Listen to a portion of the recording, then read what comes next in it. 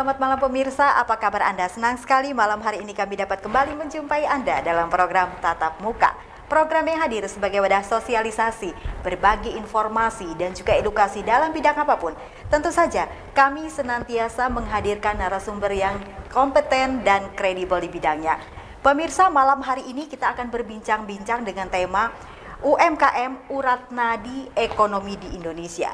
Tentu untuk membahas hal ini saya tidak sendiri. Sudah bersama saya dengan narasumber. Yang pertama saya sapa dulu dengan Bapak M. Reza Ada Danamik dari Staf Khusus Menteri Koperasi dan UKM RI, bidang pemberdayaan ekonomi kerakyatan. Saya sapa dulu, selamat malam Bapak. Selamat malam Bu, sehat selalu. Apa kabar? Alhamdulillah sehat-sehat semuanya. Terima kasih sudah bergabung bersama kami di Jurnal Televisi Kalteng pada malam hari ini. Dan juga di ujung sambungan Zoom kita pada malam hari ini ada Ibu Dewi Ayu Suminar, penggerak UMKM. Saya sapa dulu, apa kabar Ibu? Assalamualaikum warahmatullahi wabarakatuh. Kabar baik, alhamdulillah. Selamat Terima malam, Mbak. kasih sudah bergabung juga bersama kita pada malam hari ini. Pemirsa, kita ingin mengetahui seperti apa pergerakan dari UMKM kemudian UKM yang ada di Indonesia, khususnya kita berbicara pada malam hari ini untuk Kalimantan Tengah. Kemudian kendala apa yang dihadapi oleh teman-teman pelaku UMKM. Seperti apa juga dukungan dari pemerintah, baik pendanaan, digitalisasi UMKM, dan lain sebagainya. Nah, kita juga ingin mendengar bagaimana cerita dari pelaku dan juga penggerak UMKM. Bersama saya Olivia Teja, inilah Tatap Muka selengkapnya.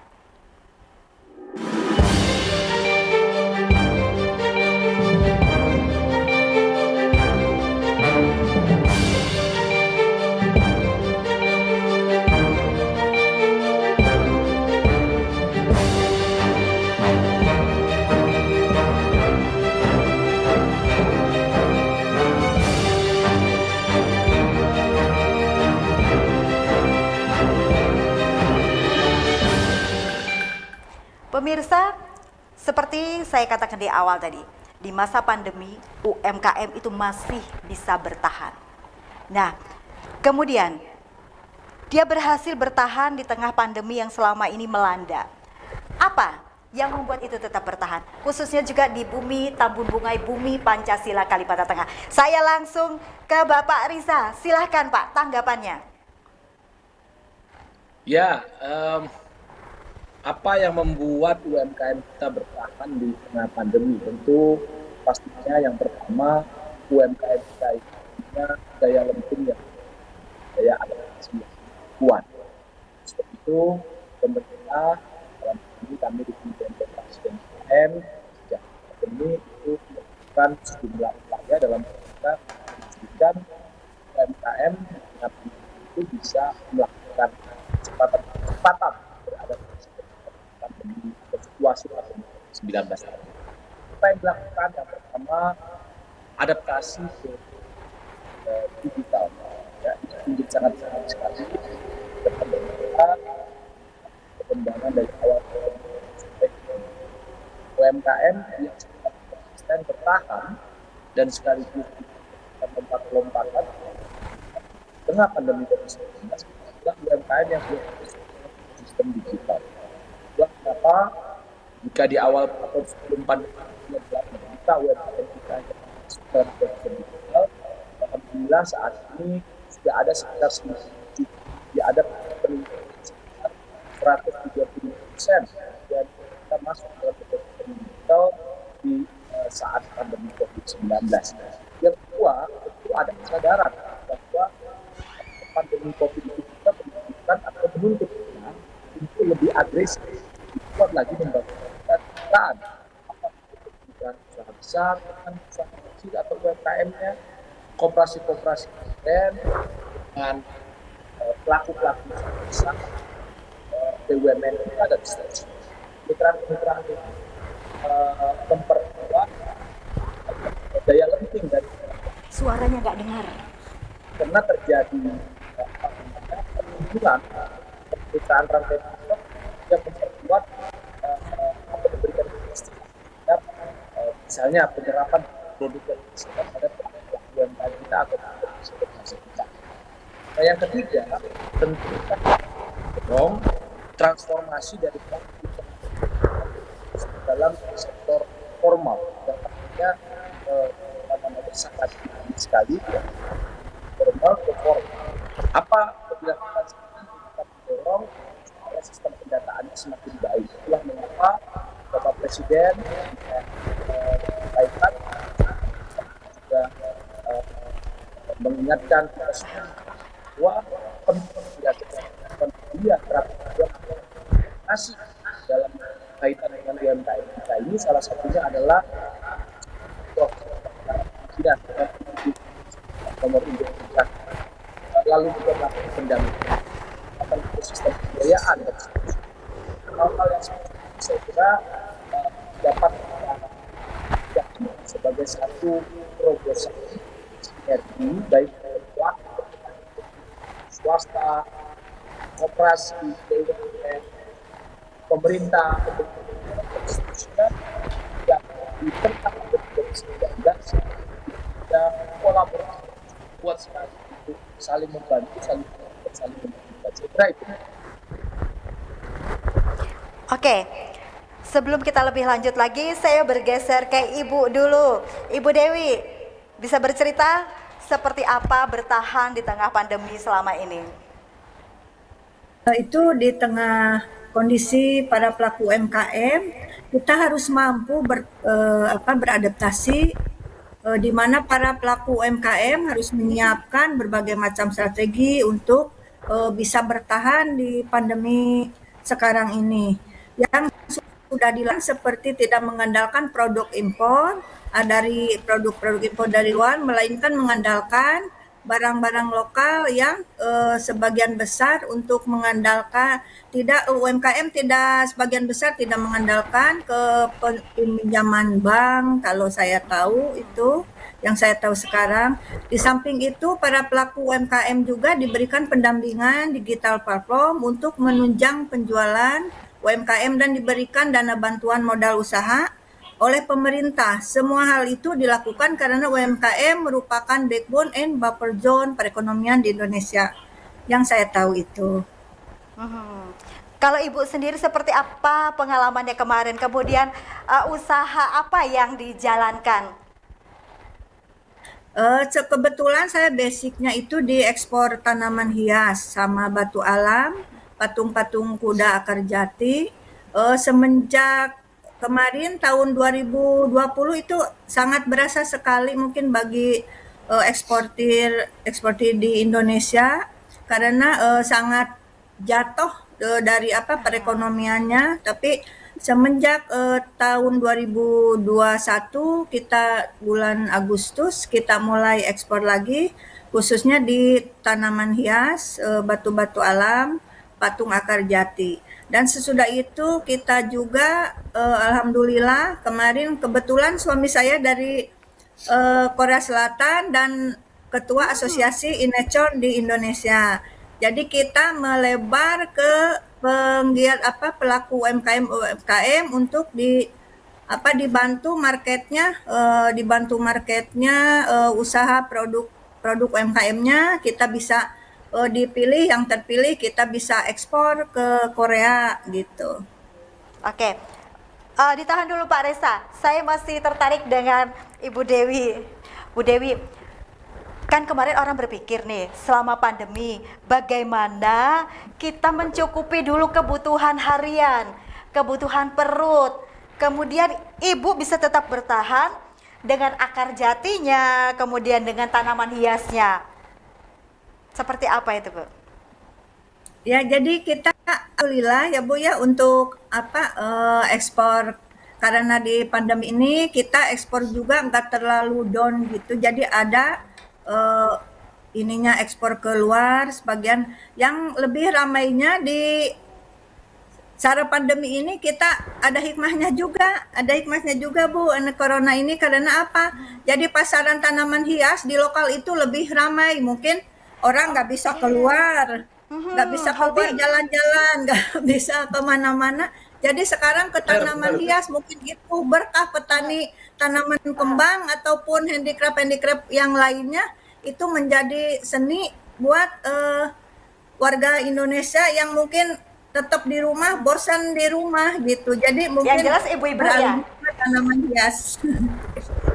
Yang jelas ibu-ibu menyalurkan hobinya. Iya, betul. Jenis apa aja Bu yang paling banyak digemuri pada saat itu? Dan juga pada saat ini tentunya. Karena setahu Ya. saya tanaman hias ini kan dia ada trennya Bu. Ya, betul. Kalau untuk ekspor kita paling sekarang lagi booming itu Dracena compacta, Bu. Dracena compacta kalau Indonesia disebutnya tukang kembang itu kamoceng.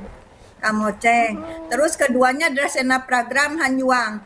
Kita bina yang di kampung-kampung kan biasanya kalau Dracena pragram Hanyuang itu dibikin pagar-pagar di rumah gitu. Karena banyak yang dipotong ketidaktahuan, mungkin banyak dipotong, ditebang sehingga itu padahal itu uang yang dibuang. Oke. Nah, saya sekarang bina semua yang petani-petani ataupun di kampung-kampung ada yang nanam pagar hanjuang apa-apa supaya kita dijualnya ke kita beli untuk diekspor gitu, Bu. Oke, saya bergeser ke staf sus dulu Pak Reza. Karena tadi Ibu berbicara tentang ekspor usaha, yang ingin saya tanyakan, pemerintah baru-baru ini membuka sekolah ekspor usaha kecil dan menengah untuk menghasilkan 500.000 eksportir. Konsep yang diusung, Pak. Ya, ini satu bentuk kolaborasi ya antara Kementerian Koperasi, ada Kadin, ada para pelaku ya, praktisi yang kami hadirkan dalam bentuk sekolah ekspor di SMESCO, ya, SMESCO ini BLU dan Kementerian Koperasi dan UKM. Nah, konsep sekolah ekspor ini sendiri adalah dalam rangka untuk melakukan pendampingan bagi para pelaku usaha kita, utamanya anak-anak muda ya, pelaku usaha kita juga, agar memiliki etos kewirausahaan, ya, etos bisnis, pengetahuan, keterampilan, dan penguasaan teknologi, ya, yang pada akhirnya kita berharap mereka bisa menjadi eksportir muda, ya, karena kita punya tugas besar dalam rangka untuk kondisi ekspor dari produk-produk UMKM kita untuk ditingkatkan yang saat ini sekitar 15%, ya. Pendapatan ekspor dari UMKM kita ingin naikkan itu menjadi 17-18%. Nah, tentu tidak mudah karena kita ingin mencetak lebih banyak lagi pelaku-pelaku usaha yang global. Ya. Nah, dalam kaitan dengan itu tentu ini tidak bisa dilakukan oleh Kementerian Koperasi sendiri, ya, perlu kolaborasi dengan banyak pihak, ya, utamanya tadi ya, dengan BIN melakukan kolaborasi dengan praktisi, ya, pelaku-pelaku usaha, sehingga tentunya ekosistemnya, ya, jadi sekolah ekspor ini tidak sekedar textbook, tapi juga benar-benar bisa dipandu, diajarkan, dipandu, dan didorong menjadi eksportir pada saat ini. Pak Stafsus, Pak Reza, saya membaca bahwa Menteri itu punya keinginan dan juga agenda Kementerian Koperasi dan UMKM di 2020 kemarin, program prioritasnya tuh ada anak muda, kemudian dengan pengembangan usaha, kemudian juga ada ibu rumah tangga yang berbasis lingkungan tetapi dengan keunggulan lokal. Tanggapan Bapak disangkutkan dengan sekolah ini. Ya, ada itu berdasarkan hasil survei ya. Ada hasil survei yang dilakukan oleh UNDP bersama-sama dengan kami terhadap pelaku-pelaku UMKM Indonesia di tengah pandemi COVID-19.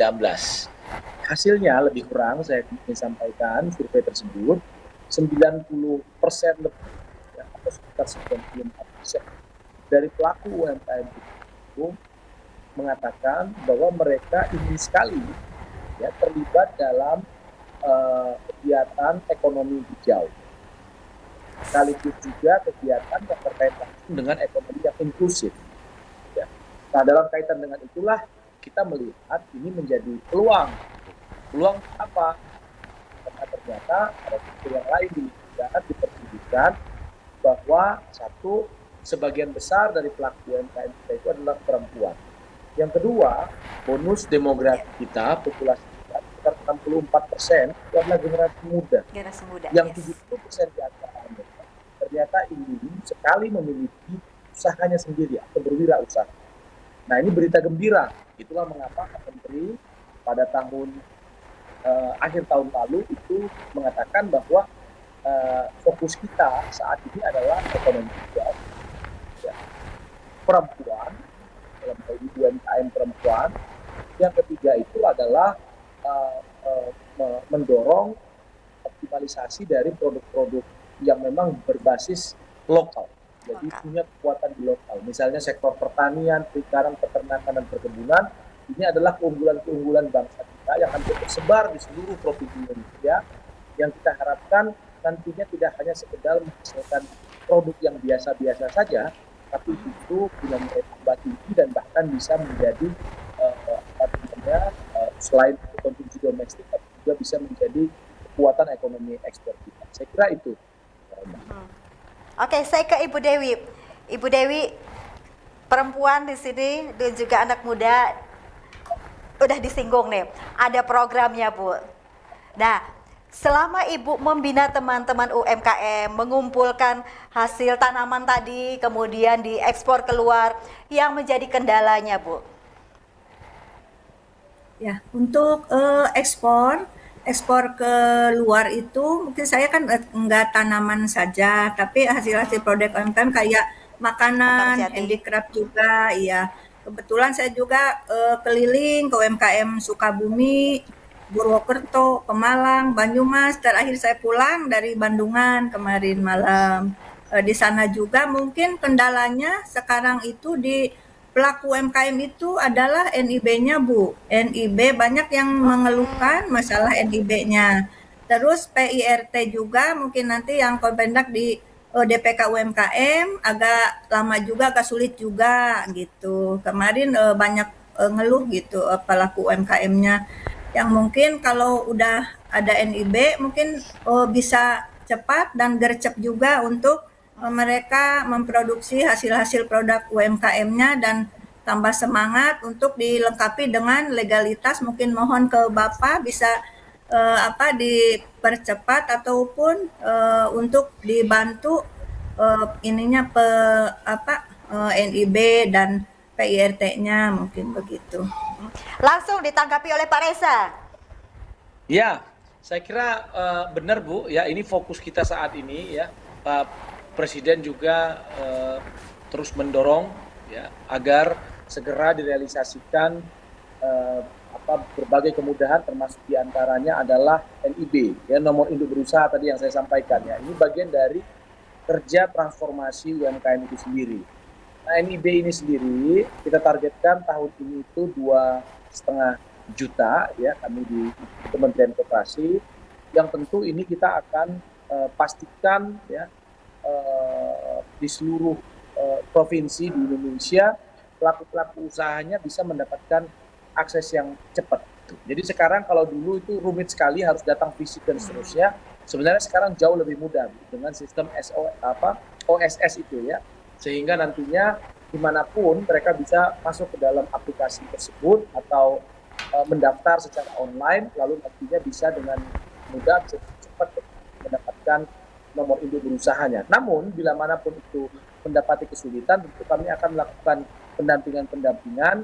Kami telah memiliki apa yang disebut dengan Garda Transbumi, Bu ya. Okay. Garda Transbumi ini adalah relawan-relawan yang kita tempatkan di banyak provinsi di Indonesia, yang nanti diharapkan jika ada kesulitan-kesulitan mereka akan melakukan. Misalnya sekitar 2 minggu lalu Pak Menteri ke Sumatera Utara misalnya ya, itu bersama dengan sejumlah asosiasi melakukan pendampingan terhadap 1.000 pelaku UMKM untuk bisa mendapatkan NIB. Ya, jadi mungkin ada yang agak gaptek gitu ya dalam penggunaan teknologi, tapi nggak apa-apa ya, karena ini adalah bagian dari tanggung jawab kita bersama. Ya, kita berkolaborasi dengan banyak pihak untuk bisa mendorong setiap orang yang melakukan usaha atau sebagai pelaku usaha dia memiliki nomor induk berusaha tadi itu. Nah, apa pentingnya NIB ini? NIB ini tadi saya katakan ini adalah cara kita juga untuk terus memperkuat sistem pendataan kita. Ya, di awal pandemi kita kesulitan sekali untuk mengidentifikasi model dukungan kepada pelaku-pelaku UMKM karena salah satunya datanya sangat minimal. Alhamdulillah sekarang mengalami percepatan, bahkan diantaranya NIB-nya juga terus ditingkatkan. Nah, dengan adanya NIB, kita berharap ini akan juga memudahkan nantinya pendampingan dalam jangka yang berkelanjutan. Yang kedua, dalam kaitan dengan akses terhadap pembiayaan, membangun kemitraan-kemitraan, kolaborasi dan seterusnya.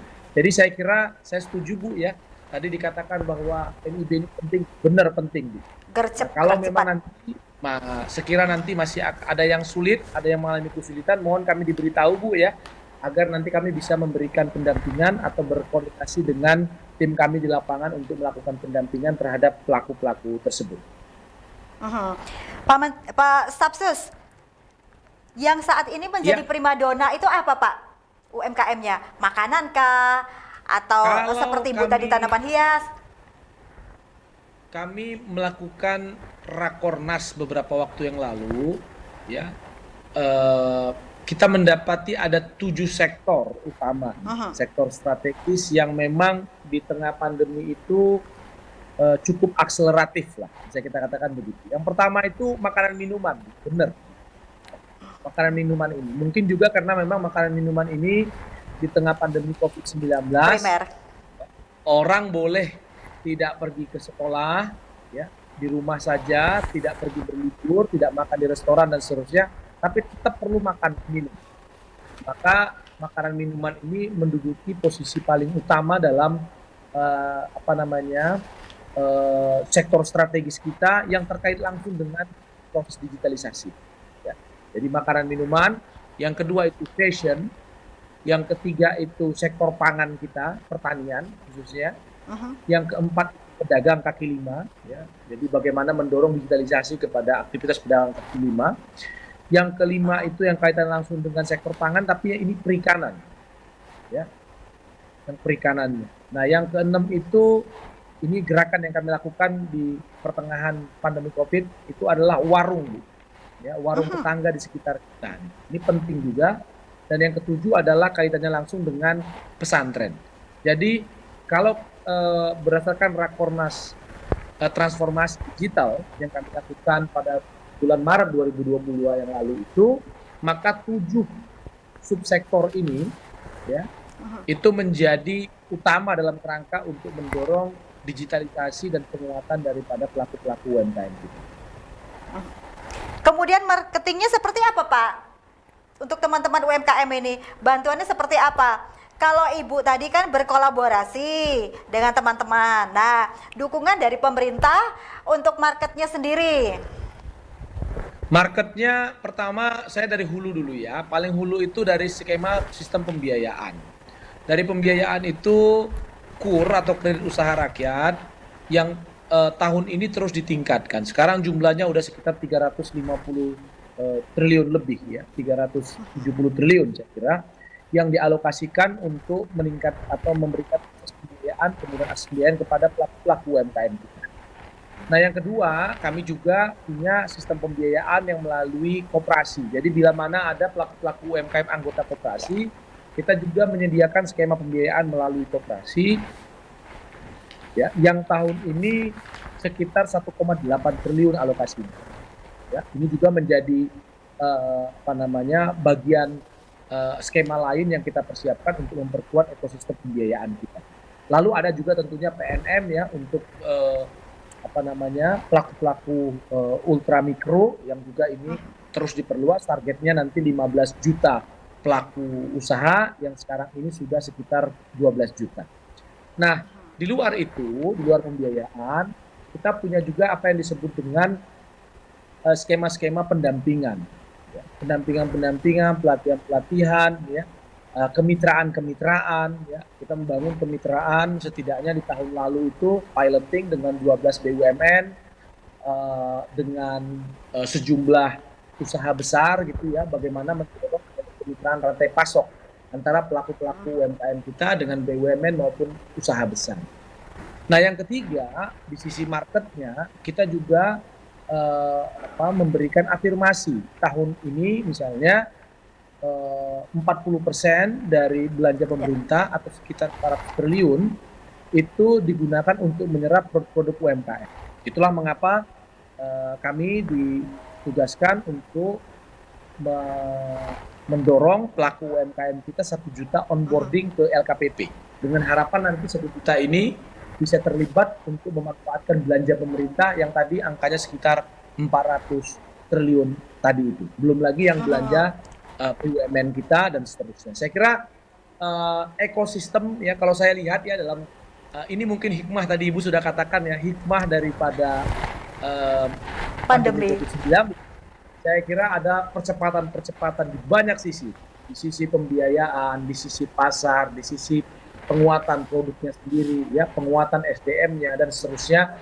Ini adalah bagian dari proses yang harus kita lewati, yang harus kita buat. Kita berharap tidak hanya hari ini kepedulian kita terhadap UMKM, tapi pasca pandemi kita akan semakin kuat, dan dengan harapan itu pula kita bisa nanti melihat atau menatap UMKM kita punya daya lenting, daya tahan, daya ungkit yang lebih kuat lagi pada tahun-tahun berikutnya. Oke, saya bergeser ke Ibu Dewi. Yang ingin saya tanyakan seperti apa marketing digitalnya, kemudian bagaimana ibu-ibu dan teman-teman dalam tanda kutip mengajarkan, mentransformasikan kemampuan ibu-ibu untuk bermain-main dengan digitalisasi. Tetapi jangan dijawab dulu, kita istirahat sebentar. Pemirsa jangan kemana-mana, kami akan kembali setelah jeda pariwara berikut ini. Tetaplah bersama kami di Tatap Muka.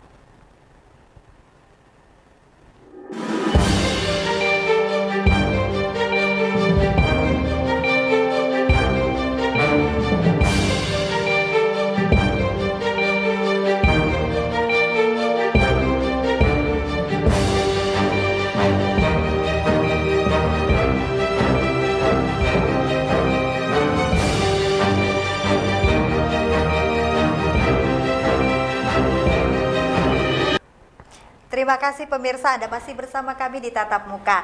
Perbincangan kita malam hari ini temanya UMKM, urat nadi ekonomi di Indonesia. Nah, kita tadi sudah mendengar dari awal bagaimana berproses UMKM ini selama pandemi. Kemudian kita ingin mendengar juga seperti apa dari Ibu Dewi teman-teman mentransformasikan kemampuan digitalnya, kemampuan marketingnya. Silakan Ibu. Menurut saya untuk UMKM harus dapat beradaptasi dengan perkembangan teknologi yang pesat ini. Jadi yang cepat. Jadi untuk pemasarannya kita bisa melalui Facebook, Instagram, TikTok, dan semua grup-grup WA yang ada di grup. Ibu-ibu bisa saling komunikasi, berkolaborasi juga dan bersinergi untuk pemasaran dan marketnya. Khususnya untuk saya biasanya marketnya kita fokusnya untuk pembelian hasil produk UMKM dengan sistem jual putus, itu juga bisa. Terus untuk yang lebih penting kalau UMKM, pelaku UMKM itu kan yang lebih penting itu marketnya. Paling penting sekali itu marketnya. Sekarang hasil produk UMKM apa-apa juga kalau susah, tidak ada marketnya juga kan susah gitu. Jadi bisa juga untuk di media itu ke GoFood, ke Grab, Shopee, juga Tokopedia, dan semuanya bisa kita manfaatkan gitu. Benar sekali Ibu, saya pernah ikut bermain-main atau dalam tanda kutip menonton di online. Satu kali mereka mengadakan show berjualan melalui online, yang nonton itu sampai ratusan. Jadi kami itu kalau beli itu Pak, stafsus harus gercep. Seperti Bapak tadi kan bilang nomor 2 fashion. Begitu fashion yang kita inginkan langsung gercep. Kodenya langsung. Nah ini benar sekali nih. Tanggapan Pak Stafsus? Ya benar, itu benar ya. Jadi tadi UMKM-nya tentu harus terbuka ya, inklusif itu. Ya.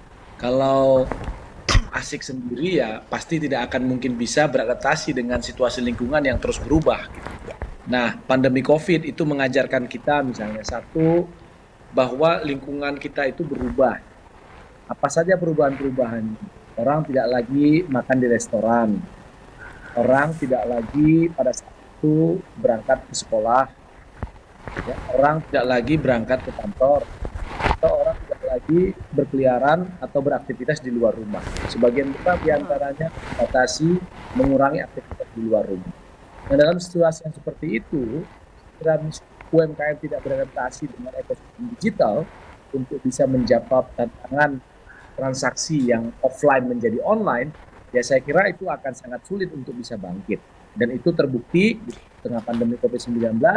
Tadi saya katakan berbagai survei atau berbagai laporan juga menunjukkan UMKM yang bisa bertahan, yang bisa bahkan mengalami lompatan-lompatan, itu adalah UMKM yang sudah terhubung ke dalam ekosistem digital. Nah, inilah peluang yang ada di tengah situasi yang tidak mudah. Dan alhamdulillah UMKM kita tadi saya sampaikan mengalami peningkatan 135% masuk ke dalam ekosistem digital di tengah pandemi COVID-19. Artinya UMKM kita itu sangat-sangat adaptif, ya. Maka dalam Seperti apa konteks itulah perputaran ya, keuangan menurut data Kementerian UMKM ini? sekarang kontribusi UMKM itu terhadap PDB itu 61%, ya, atau sekitar 9.580 ya triliun, ya. Kalau kita lihat lebih dalam lagi, 37%-nya itu dari usaha mikro, 9%-nya dari usaha kecil, 13%-nya itu ada dari usaha menengah. Ya, jadi kalau boleh saya ingin sampaikan, ya, PDB perputaran dari usaha ini cukup besar, ya, sekitar 23% dari total transaksi yang ada. Nah, maka oleh sebab itu tidak hanya kue ekonominya yang besar kontribusi, tapi juga perlu saya sampaikan, Mbak, 97% dari lapangan pekerjaan kita itu adalah diserap oleh UMKM. Ya, jadi dari sisi ekonominya gede, ya, dari sisi penyerapan lapangan pekerjaan yang besar, ya, dan juga dari sisi ekspornya pun sekarang lumayan, ya, sekitar 15%. Kita harapkan bisa ditingkatkan menjadi 17 atau bahkan lebih dari 17%. Nah, inilah kekuatan ekonomi kita, ya, yang sangat-sangat mendasar, fondasi ekonomi kita yang sangat menentukan sekira terjadi hantaman atau krisis semacam pandemi COVID-19, inilah yang bisa kita andalkan, ya, dalam situasi yang Ibu Dewi, seberapa besar tenaga kerja yang bisa diserap oleh teman-teman kemarin? Kemudian seperti apa perputaran keuangannya? Kalau ini untuk penyerapan dana pelaku UMKM itu kan ada dari bantuan pemerintah juga, bermitra dengan bank-bank seperti KUR bisa pelaku UMKM-nya kan di BRI, di BJB ataupun di BNI itu mengadakan semuanya. Perputarannya nggak begitu kalau kemarin itu begitu masih berapa persennya gitu Bu ya, jadi nggak begitu ada percepatan untuk awal-awal di tahun pandemi seperti ini gitu. Kalau untuk SDM sendiri seperti apa Ibu? Untuk SDM-nya juga mungkin masih perlu bimbingan dan pelatihan juga mungkin Pak, mohon dibantu untuk dari Kementerian Koperasi dan UMKM-nya untuk ibu-ibunya kan masih ada ada yang masih gaptek ataupun SDM-nya kurang, ya, kadang kita harus ya beri pelatihan dan pembimbingan mungkin dan pengarahan juga ke ibu-ibunya karena soal kalau semangatnya mah memang luar biasa semua ibu-ibu tinggi sekali, pelaku benar. UMKM itu iya tinggi betul ya kadang kita lihatnya juga kita jadi ke bawah semangat juga dan kita juga harus ngasih motivasi kreatif dan inovatif gitu ke pelaku-pelaku UMKM ibu-ibu kadang yang sudah kemarin yang sudah tua juga ya Pak ya saya lihat di Pemalang itu semangat banget dari mulai tani Pak panen saya lihat gendong sendiri dia gendong sendiri sayurannya terus dia masak dibikin kayak produk gorengan gitu ya Bu ya, gorengan, terus dibikin apa dibungkus-bungkus gitu. Mungkin itu belum kalau untuk di lokal ataupun kita ke mall-mall atau ke ekspor juga masih tahapnya jauh ya Pak ya, karena apa di packaging Packagingnya. juga ya packagingnya di kemasan maupun di kualitas juga. Alhamdulillah kalau lihat semangatnya semua ibu-ibu yang 60 tahun, 65 tahun, bahkan ada yang 70 tahun Pak yang sekarang lagi bikin tas dari bahan benang, benang wol itu. Kemudian kemarin saya kebetulan ikut di acara G20 yang di lapangan Banteng Pak sama Pak Menteri juga gitu. Ya, ya. Kadang kemarin ibu-ibu juga saya udah ngobrol sedikit sama Pak Menteri kemarin jadi mengarahkan apa-apa kayak ini Pak tas ini yang dari kopi, yang dari bungkus kopi semuanya ini hasil ibu-ibu yang sudah ini Pak, yang sudah Sepuh. umurnya mengisi waktu udah sepuh sama kayak dari kulit apa ini pandan, pandan yang dari Kebumen juga semuanya. Jadi Mhm. pokoknya lihat kesemangatan ibu-ibu yang sudah sepuh juga kita senang gitu. Jadi semangat juga untuk membantu memarketkan Bu. Kita kebetulan suami saya kan dari Korea Selatan dan dia asosiasi di Indonesia di sini, Asosiasi Inechon Pak namanya. Kita lagi bekerja sama di Kedutaan Korea Selatan dan Kedutaan Indonesia yang ada di Korea Selatan untuk membangun ini apa showroom UMKM Pak nanti yang dinamainya UMKM Kampung Indonesia. Kita itu baru pencanangan baru kemarin buat pembangunan baru di Beko Pak di daerah Incheon di sana. Mudah-mudahan Di nanti Incheon. UMKM Indonesia ya di Incheon. Mudah-mudahan nanti UMKM Indonesia itu jadi 3G ya Pak ya. Geber gercep geber gaspol Pak gitu. Nanti Aha. dengan harapan-harapan yang nanti bisa di setiap wilayah eh, Indonesia Pak seperti bupatinya kan bisa mendukung pelaku Yes. UMKM di wilayah masing-masing. Kayak kemarin saya ke Bupati Demak, sowan ke sana, saya usulkan untuk bisa semuanya ada pasar UMKM dan pasar tani Pak di sana di tiap daerah maupun di tiap daerah masing-masing. Jadi pasar UMKM-nya itu enggak hanya 1 hari atau 1 minggu untuk pameran UMKM, tapi seterusnya ada interaksi, ada jual beli, ada apa gitu. Jadi khusus buat pasar UMKM dan pasar tani itu Pak. Mohon dibantu. Teman-teman dari kementerian seperti apa untuk menjamin agar produk dari teman-teman UMKM itu menjadi jaminan mutu yang unggulan? Ya tadi, Mbak, tentu perlu ada Pelatihan. pendampingan yang terus-menerus ya. Ini yang dilakukan. Tapi di atas itu semua, saya kira kemitraan yang baik juga harus kita dorong. Karena di UMKM-UMKM yang cepat naik kelasnya, itu adalah UMKM yang akan seperti yang disampaikan. Kalau seandainya Ibu misalnya sudah punya akses pasar ekspor misalnya, ya tentu teman-teman UMKM lain akan jauh lebih cepat untuk bisa mengikuti jejak itu ketika menjadi bagian dari rantai pasok atau bermitra dengan ibu yang sudah tahu kan begitu. Yes. Nah, ini yang saya kira kita ingin dorong. Itulah mengapa kami terus mendorong ekosistem kemitraan yang sehat. Apakah itu dengan BUMN, apakah itu dengan swasta, apakah itu dengan koperasi, gitu. Sehingga nantinya tidak ada lagi UMKM yang sendirian biarkan diri keluar dari ekosistem yang sudah ada.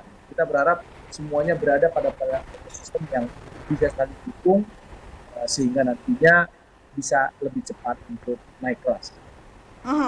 Bagaimana dengan isu, bukan isu sih ya sebenarnya, sudah dikatakan oleh Pak Presiden beberapa negara mengalami kebangkrutan dan hampir bangkrut. Nah, bagaimana UMKM ini tetap bisa bertahan Pak di tengah situasi yang tidak jelas di dunia seperti ini? Saya tadi katakan ya, di awal pandemi COVID-19 itu ada sejumlah survei yang dilakukan oleh ada bukan survei tapi ada sejumlah laporan proyeksi yang dilakukan sejumlah lembaga yang katakan lebih kurang 50% dari pelaku UMKM kita akan lumpuh. akibat dari pandemi COVID-19. Nah, terakhir di tahun 2021, laporan yang dirilis oleh BRI Institute itu menunjukkan ada 20% dari awal pandemi sampai saat itu, ada 20% UMKM kita yang pernah tutup, tapi belakangan terakhir buka kembali. Jadi saya ingin mengatakan, proyeksi kekhawatiran mereka bahwa separuh dari UMKM kita akan tutup, itu nggak terjadi. Nggak terjadi. Nah, kenapa bisa demikian? Itu diantaranya adalah adanya dukungan daripada kebijakan, program yang tepat, yang diarahkan langsung untuk pelaku UMKM. Apa misalnya? UMKM kita tuh ada yang usaha mikro ini diberikan di sepanjang pandemi kemarin, itu diberikan banpres produktif usaha mikro. Ini hibah produktif untuk pelaku usaha mikro kita yang pada saat itu diberikan kepada 12,8 juta pelaku usaha mikro. Nah, kepada usaha kecil dan menengah ini diberikan tambahan subsidi terhadap kredit kurnya, ya, sehingga hanya dibayarkan 3% saja. Ya, ini murah sekali, mudah sekali, bahkan disiapkan produk atau program untuk restruk sekira nanti diperlukan dalam rangka untuk memastikan pelaku UMKM itu bisa bertahan. Terobosan yang terkini adalah bagaimana juga memastikan Presiden meminta untuk diberikan kepastian agar produk UMKM itu terserap. Dan dikatakan situasinya nggak normal, asalnya tidak belum normal, maka tidak ada lain belanja pemerintah itu menjadi kunci. Maka dari itu ya kita ingin memastikan agar alokasi belanja pemerintah itu digunakan untuk membeli produk-produk dalam negeri, produk-produk UMKM kita, jangan lagi dengan produk impor misalnya, ya. Dan Pak, impor kan lebih murah, Pak. Barang-barang impor yang masuk ke Indonesia lebih murah loh. Seperti fashion, lebih mahal punya kita. Nah, itu seperti apa? Ada afirmasi, ya. Saya ambil contoh misalnya. Ada 12 atau 13 produk UMKM ya, yang dijual di e-commerce. Saya tidak perlu sebut nama e-commerce-nya. Ya. Ya, yang pada saat itu kami harus minta kepada mereka untuk dikeluarkan. Untuk tidak dijual ya melalui platform digital tersebut, karena itu produk impor. Kenapa kita minta untuk tidak jual produk impor tersebut? Ya, karena kita tahu ada banyak sekali ibu-ibu rumah tangga, pelaku-pelaku usaha rumah tangga yang berkegiatan melakukan kegiatan konveksi untuk membuat mukena, untuk membuat pakaian-pakaian, untuk membuat macam-macam ya yang kaitannya langsung dengan kebutuhan keseharian pakaian daripada masyarakat kita, yang sebenarnya ini sudah ada di dalam negeri kita. Harganya juga bagus, ya, kualitasnya bagus. Nah, tapi tentu kalau seandainya ini diperhadapkan dengan pasar dengan produk-produk impor, tentu kita akan menjadi masalah tersendiri itu. Bagaimana menjamin di pelaku. Itulah kenapa kami pada akhirnya meminta untuk sejumlah produk itu ada sekitar 13 atau 16 item ya, itu kita minta untuk dikeluarkan. Ya, sehingga dengan demikian pelaku usaha dan pemerintah itu bisa lebih berdaya. Lalu bagaimana Pak merubah mindset masyarakat bahwa produk lokal itu lebih unggul daripada produk luar? Ya, itu tentu kan perlu ditunjukkan ya bahwa produknya benar-benar baik. Ya, bagaimana menunjukkan produk itu baik? Maka kita harus menggunakannya kan gitu ya, untuk meyakinkan kita. Ya, saya kira Bapak Presiden mencontohkan bagaimana beliau menggunakan produk dalam negeri, produk UMKM kita. Bapak Menteri menggunakan sepatunya buatan dalam negeri, gitu ya, menggunakan jam tangan yang kemarin beliau pakai itu ada buatan dalam negeri UMKM kita, ya, minuman, jamu-jamuan, produk dalam negeri semua, UMKM. Kami bahkan di Kementerian Koperasi sekarang untuk sejumlah produk termasuk air minum misalnya, itu kita beli dari pesantren. Ya, air mineral yang didapatkan dari produk dari sejumlah pesantren misalnya, dan seterusnya. Saya kira hal-hal yang semacam ini adalah bentuk daripada afirmasi yang kita ingin lakukan. Kita ingin yakinkan bahwa produk-produk UMKM kita itu bukanlah produk, ya, kalau anak-anak sekarang bilangnya tidak kaleng-kaleng lah. Ini Yes. produk-produk bagus.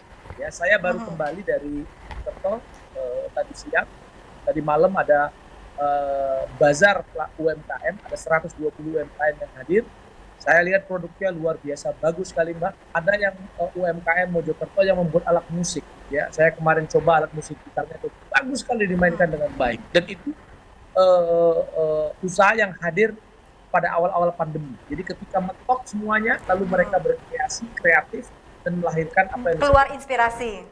keluar inspirasi, mereka buat alat musik tadi itu. Ada lagi yang membuat sepatu dari bahan-bahan yang percaya, bahan kain yang bisa dipakai. Bagus sekali sepatu. Dan sudah terjual banyak, ya, dan eksis semakin merambah pasar yang lebih luas. Ini menarik sekali. Ya. Saya menemukan di Semarang ada 2 pelaku usaha, yang satunya itu terkait langsung dengan tas misalnya. Dia melihat ada tas-tas bagus di luar, tapi harganya mahal sekali, dia tidak punya kapasitas atau kemampuan untuk membelinya. Lalu dia tapi punya kemampuan untuk melakukan riset. Saya tanya bagaimana caranya, mereka mengatakan kami riset Pak 8 bulan.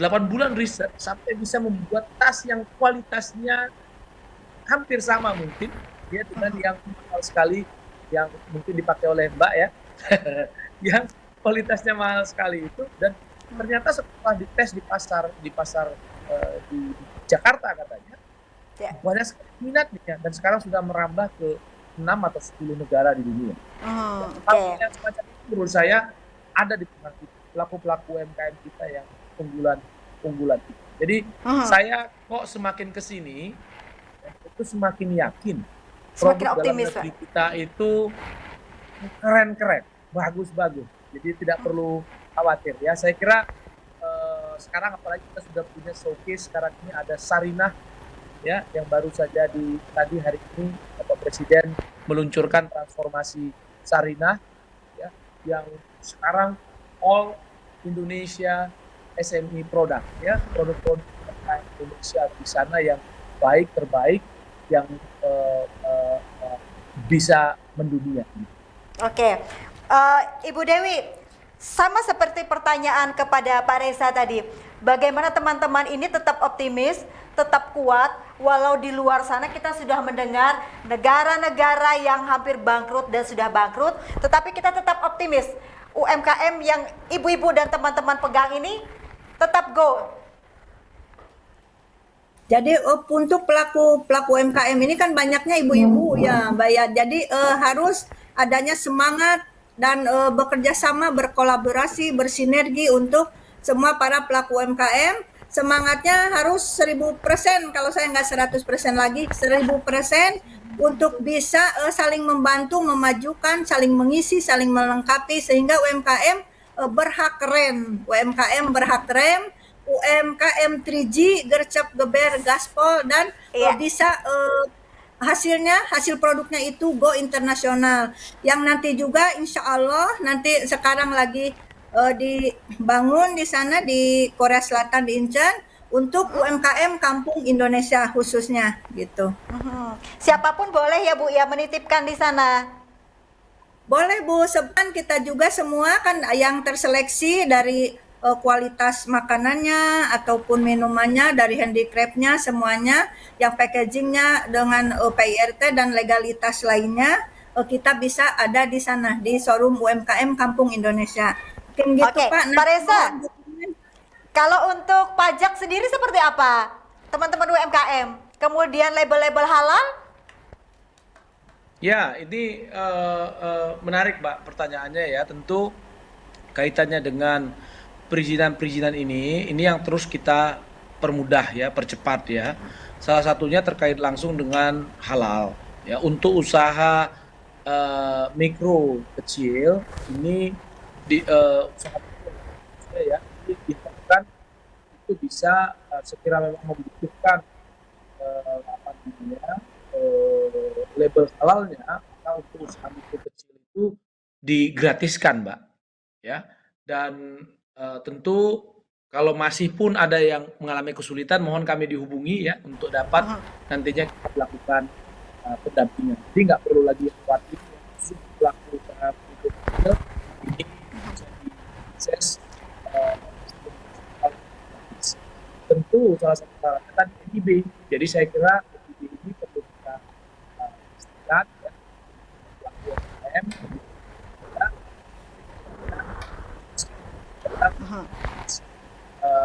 setempat ya, harapan bisa dilakukan pendampingan, ya bisa beberapa orang saya tanya cukup beberapa menit itu bisa langsung mendapatkan NIB secara online gratis. Ya. Pak Reza, untuk daerah Kalimantan Tengah sendiri pemetaan seperti apa yang sudah dilakukan? Kemudian di daerah kami Kalimantan Tengah ini daerah satu dengan daerah yang lain agak jauh, kemudian banyak juga yang blank spot. Kalau untuk digital seperti apa? Ya, jadi pertama Kalimantan Tengah tentu punya karakter, punya potensi ekonomi unggulannya pastinya. Ya. Bajakah Pak yang terkenal sama rotan? Ya, rotan ya ini menjadi unggulan dan saya kira kami beberapa waktu yang lalu ya Pak Menteri sudah minta untuk kita menyiapkan satu kajian komprehensif dalam kaitan dengan pengembangan itu ya, karena kita berharap rotan kita jangan lagi dikirim gelondongan seperti itu, tapi juga sudah punya nilai tambah barang jadi. Barang jadi yang nilai tambahnya tinggal di daerah tersebut dan bisa menyerap lapangan pekerjaan yang lebih luas lagi. Nah, terkait langsung dengan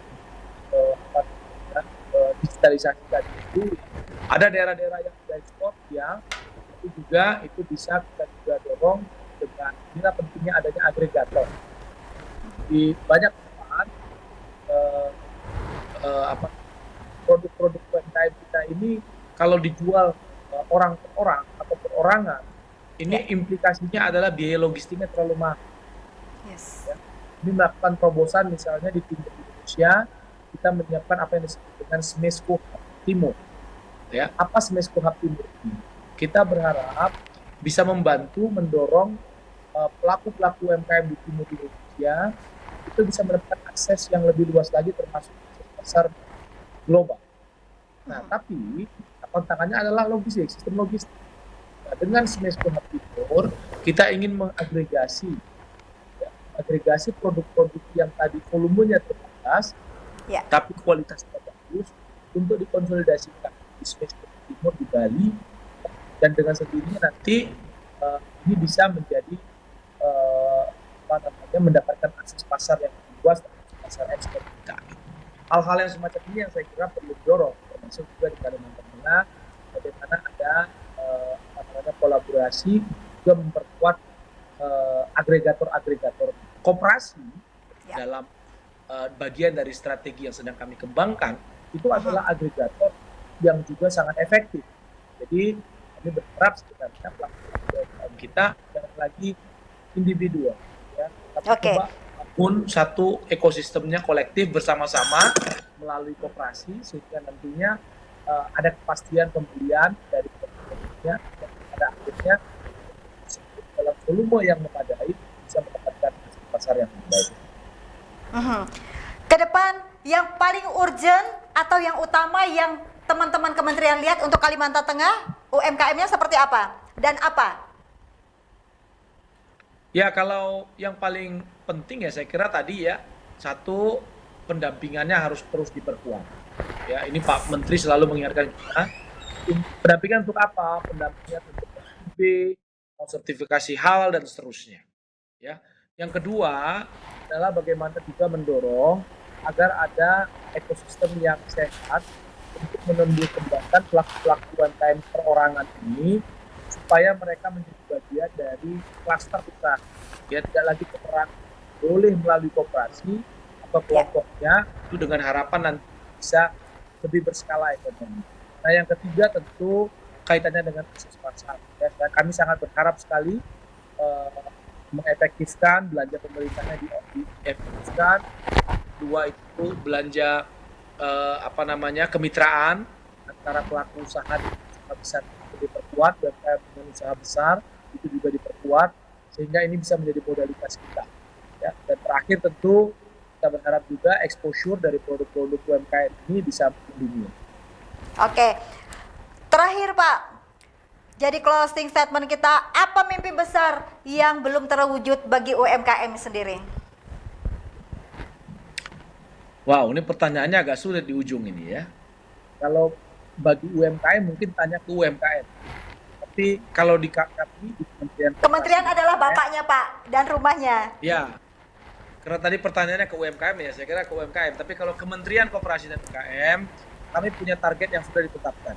Satu, ya targetnya adalah meningkatkan rasio kewirausahaan dari 0,4 ke 35%. Ini kami terus dorong kolaborasi dengan perguruan tinggi, dengan pelaku usaha dan sebagainya. Yang kedua, kita ingin mendorong peningkatan ekspor kita yang sekarang angkanya sekitar 15%, kita harapkan bisa meningkat 15% tahun 2024 ya akan datang. Yang ketiga, ini baru ya arahan dari Bapak Presiden untuk meningkatkan rasio kredit perbankan untuk UMKM yang selama ini 20%. Kita diharapkan nantinya di tahun 2024 lebih dari 30%. Nah, ada yang lain-lain terkait dengan NIB, kita ingin percepat, target kita dikasih sekarang sudah 19 juta, 2024 kita harapkan bisa 20 juta dan seterusnya. Ini sedang kita kawal, ada lagi fokus ke arah sana, dukungannya juga, ya, dengan harapan nantinya di tahun 2024 kita bisa memberikan yang terbaik dalam rangka untuk mewujudkan UMKM naik kelas dan koperasi mikro. Oke, ke Ibu Dewi, closing statement, harapannya?